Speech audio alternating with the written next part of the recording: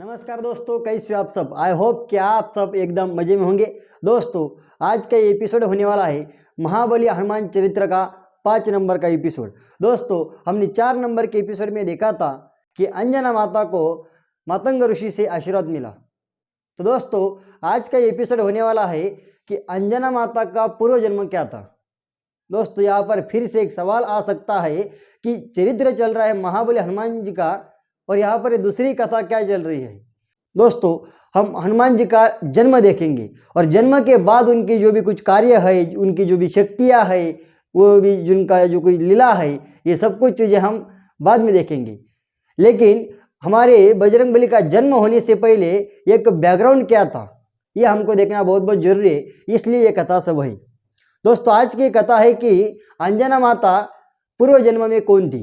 दोस्तों, जब अंजना माता को मतंग ऋषि से आशीर्वाद मिला तो ब्रह्मांड में भगवान शिव जी और पार्वती का संभाषण शुरू हुआ।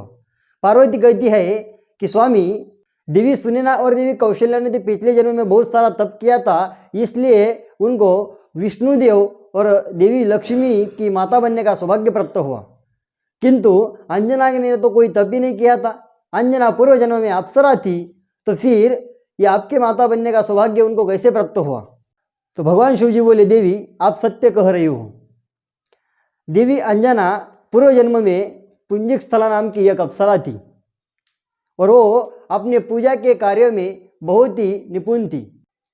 एक दिन इंद्रदेव ने अंजना को स्वर्ग में भेज दिया, क्योंकि वहाँ पर कुछ हवन करने के लिए दुर्वासा ऋषि आने वाले थे और उस दुर्वासा ऋषि के कार्य में, उसके पूजा के सामग्री में कोई भी त्रुटियां न रह जाए, इसलिए जो पूजा सामग्री में जो निपुण थी, इसलिए अंजना को भेज दिया था। तो दोस्तों, ऐसे अंजना बहुत सारी फटाफट काम करने लगी। दुर्वासा ऋषि को पूजा के कार्य में कुछ कम न पड़े, इसलिए अंजना माता बहुत सारा फटाफट काम करने लगी। दोस्तों, ऐसे ही काम करते करते एक बार क्या हो जाता है, अंजनी माता के हाथ में से एक जो पूजा का सामग्री का जो हंडा रहता है, वो हंडा गिर जाता है। तो दोस्तों, दुर्वासा ऋषि क्रोधित होते हैं और कहते हैं अंजना को, पुंजिक स्थला, बड़ी उछल कूद कर रही है पूरे बंदरी क्या तरह, जा अगले जन्म में तू बंदरिया बन जा। और दोस्तों, फिर अंजना माता जो पुंजिक स्थला थी अप्सरा पिछले जन्म में, वो रोने लगी कि मेरा अपमान इतना बड़ा था ऋषिवर कि आपने मुझे श्राप दे दिया। ऋषिवर, मैं तो आपकी सेवा में लीन थी, आप कोई वस्तु ढूंढे और वो पहले से आपकी सेवा में हाजिर हो जाए, इस ऐसी कोशिश में कर रही थी। आपके पूजा कार्य में कुछ, आपके हवन में कुछ कम न पड़े, इसलिए मैं ये सब कर रही थी। क्या मैंने जानबूझकर किया था ये ऋषिवर? इतना मेरा बड़ा अपमान था कि आपने मुझे श्राप दे दिया। तो फिर ऋषिवर बोले, पुंजिक स्थला, ये तो मैंने श्राप कैसे दिया, ये मेरे को अपने को ही पता नहीं चला।